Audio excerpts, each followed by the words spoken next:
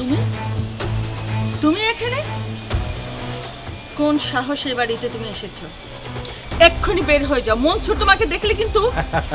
মনসুর মনসুর তো একটা গো বেচারা, বইয়ের আঁচল ধরে ঘুরে বেড়ায়। আর ও আমার কি করবে? ভয় করলে তুমি করবে, কারণ তুমি এ বাড়িতে থাকো। দেখো হায়দার, আমি এখন তোমার সঙ্গে ঝগড়া করার কোনো মুডে নেই। ভনিতা না করে কেন এসেছো সেটা বলো। তুমি দিয়ার জীবনটাকে দুর্বিষহ করে তুলছো কেন? দিয়া আমার মেয়ে, ওর ভালো মন্দ দেখার দায়িত্ব আমার। ও সুখে থাকে নাকি দুঃখে থাকে সেটা আমি বুঝবো। এই ব্যাপারে কারো ইন্টারফেয়ারেন্স আমি একদম পছন্দ করি না। তুমি এখন যেতে পারো। হ্যাঁ যাব, কিন্তু এর একটা সমাধান করে তারপর যাব আমি। আমার সমস্যার সমাধান আমিই করব। আমি তো তোমার কাছে হেল্পের জন্য যাইনি। শোনো রওশন, তুমি আর রিজিয়া মিলে সমস্যার সমাধানটা করে ফেলো।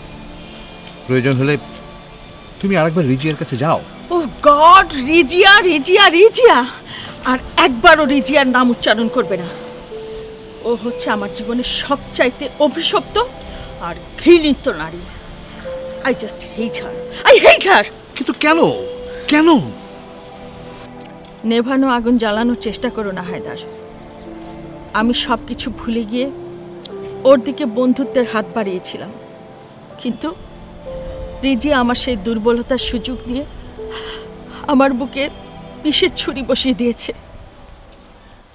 আমার একমাত্র আদরের মেয়েটাকে ঝরা ফুলের মতো ডাস্টবিনে ছুঁড়ে ফেলে দিয়েছে। আর তুমি তুমি কিনা তার সাথে আমাকে দোস্তি করতে বলছো? হ্যাঁ হ্যাঁ আমি বলছি, কারণ তোমার আর রিজিয়ার পূর্ব শত্রুতার জের ধরে দিয়ায়ের এবং রাজের জীবনটা দুর্বিষহ হতে পারে না। এটা কেউ সহ্য করবে না। দুটো নিষ্পাপ জীবনের অকাল সমাপ্তি ঘটুক, এটা আমি সহ্য করব না। কি করবে তুমি? তোমাদের সকল ষড়যন্ত্রের জাল ছিন্ন করে দিয়া এবং রাজের জীবনটা আমি আবার এক করে দেব। Mind it Rowshan.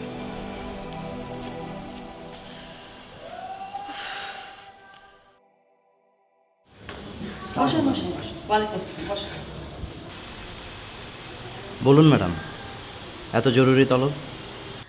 বলছি বলবো বলেই তো ডেকে পাঠিয়েছি। এবার বলুন, চা না কফি? আপাতত কিছুই না, থ্যাঙ্কস। আচ্ছা ইসমাইল সাহেব, ইয়েস ম্যাডাম। আমি বড় একটা ঝামেলায় পড়েছি, আপনার হেল্প দরকার। হেল্প তো ম্যাডাম এর আগেও বহুবার আমি আপনাকে করেছি। তাছাড়া আপনাকে হেল্প করতে আমার কোনোই আপত্তি নেই। আপনি আমাকে হেল্প করেছেন, আমি তার প্রতিদান দিয়েছি। Give and take. এখন পৃথিবীটাই চলছে হচ্ছে গিভ অ্যান্ড টেকের উপর। আমরা তো কেউ সিস্টেমের বাইরে নই। তাহা তো বটেই ম্যাডাম, আর এ কারণেই আমি সবসময় আপনার সেবায় নিয়োজিত থাকি। আপনার সেবার জন্য আপনাকে ধন্যবাদ, কিন্তু এই কেসে আপনি আমাকে কতটা হেল্প করতে পারবেন সেটাই এখন জানার বিষয়। ম্যাডাম, কেসটাই তো আমার এখন জানা হলো না। আমার একমাত্র ছেলে রাজ, ওকে বেশ কিছুদিন খুঁজে পাওয়া যাচ্ছে না। হোয়াট? হ্যাঁ, আপনি ঠিকই শুনেছেন, রাজ মিসিং। রাজ? মানে আপনার একমাত্র ছেলে মিসিং, অথচ আপনি এতদিনও থানায় ডায়েরি করেননি? না, করিনি। কিন্তু কেন ম্যাডাম?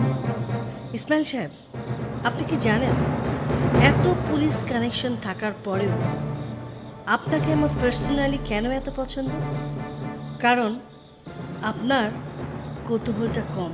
কে, কেন, কিভাবে, কোথায়, এসব নিয়ে আপনি একেবারেই মাথা খাওয়ান না। জি ম্যাডাম, আমি বুঝতে পারছি। আমি আপনাকে একটা অ্যাডভাইস দিই, আমি পাস্টে কি করেছি না করেছি সেটা নিয়ে নিশ্চয়ই আপনি মাথা ঘামাবেন না। আমি আজকে ডায়েরি করলাম, এটা নিয়ে আপনি আজকে থেকে এবং এখন থেকেই ইনভেস্টিগেশন শুরু করবেন, রাইট? আচ্ছা ম্যাডাম, এই ব্যাপারে কি আপনি কাউকে সন্দেহ করেন?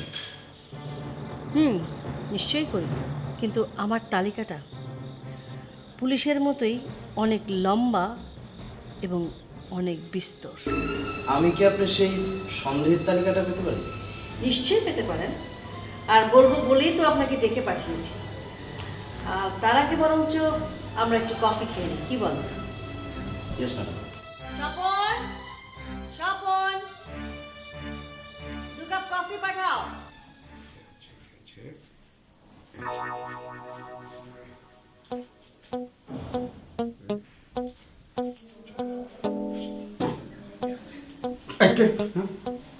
কি ব্যাপার, সে তখন থেকে চোখ মুখ কুচকি কি জন্য ভাবার চেষ্টা করছো? তা আমাকে একটু বলো ঘটনা কি? না, চোখ মুখ কুচকে না, ইয়ে হয়েছে কি স্বামী যে এই, মেলানোর চেষ্টা করছিলাম। কি? এই, দুয়ে দুয়ে কত হয় সেটা। কি ব্যাপার, হাসছো কেন? হাসবো না তো কি করবো, তোমার বোকামি দেখে হাসছি। বোকামি? হোয়াট ইউ মিন স্বামী?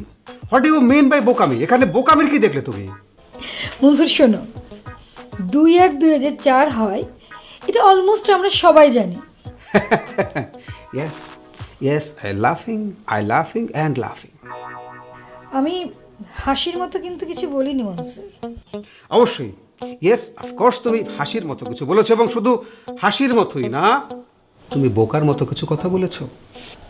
মানে? তুমি তুমি যে 2 আর 2 এর কথা ভাবছো, আমি সেই 2 আর 2 এর কথা ভাবছি না। তবে তবে হিসেবের খাতায়, অঙ্কের হিসেবের খাতায় কিছুটা গন্ডগোল আছে। তবে আমার হিসেবের খাতা অতটা কাঁচা নয় শাম্বি, জাস্ট মাইন্ড ইট। ধুর, এত ভনিতা না করে ঘটনাটা কি একটু ক্লিয়ার করো তো। ইয়েস ইয়েস, ক্লিয়ার করব এবং ক্লিয়ার করব। রাজ, আমাদের রাজ হঠাৎ এই রঙ্গমঞ্চ থেকে উধাও। তো তো রাজের যে অন্তর্ধান, রাজের এই অন্তর্ধানের জন্য দায়ী কে? কে? রাইট, সেটাই শাম্মী। তুমি যে বললে না আমাকে বিড়বিড় আমি করে কি বলছি, চোখ কান কোচকে কি বলছি, 2 এ 2 এ 4 মেলানোর চেষ্টা করছি। রাজের উপর সবচেয়ে বেশি ক্ষিপ্ত কে? ক্ষিপ্ত? Yes? কে? কে রাজের উপর সবচেয়ে বেশি ক্ষিপ্ত কে, সেটাই তোমাকে আমি বুঝিয়ে বলছি। আমাদের আপা, রাজের মা। আপা রাজের উপর কেন ক্ষিপ্ত বলো? রাজ তার মেয়ের জীবন ধ্বংস করে দিয়েছে, রাজের মা আপার জীবন ধ্বংস করে দিয়েছে। ওই পরিবার এই পরিবারের পুরো জীবন নষ্ট করে দিয়েছে। সো বুঝতেই পারছো, এম আই রাইট?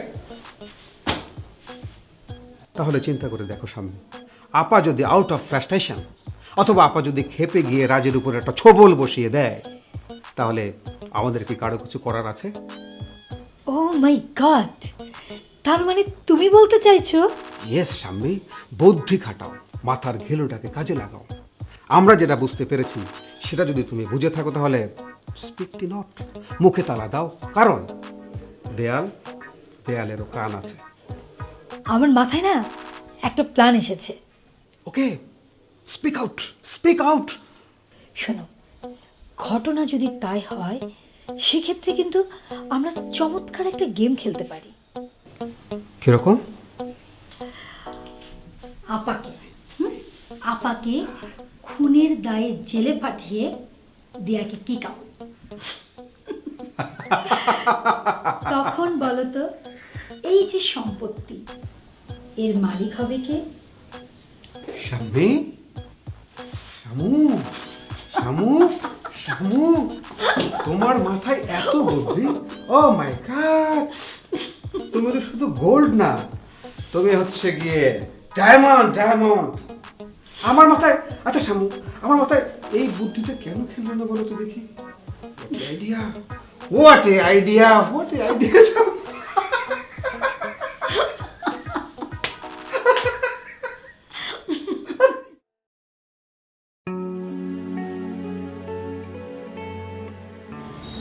আরে আম্মু, তুমি?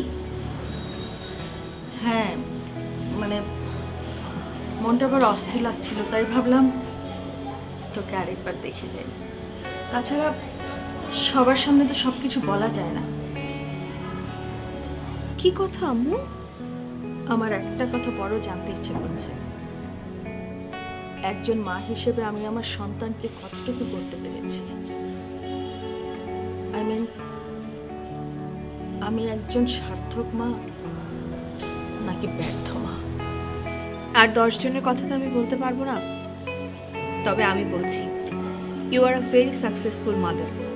একজন আদর্শ মায়ের যা যা গুণ বিকশিত হওয়া দরকার, আমি সব কিছুর সমন্বয় তোমার মাঝে দেখেছি। আমাকে যদি কেউ প্রশ্ন করে তুই কাকে সবচেয়ে বেশি ভালোবাসিস, আমি বলবো আমার মাকে।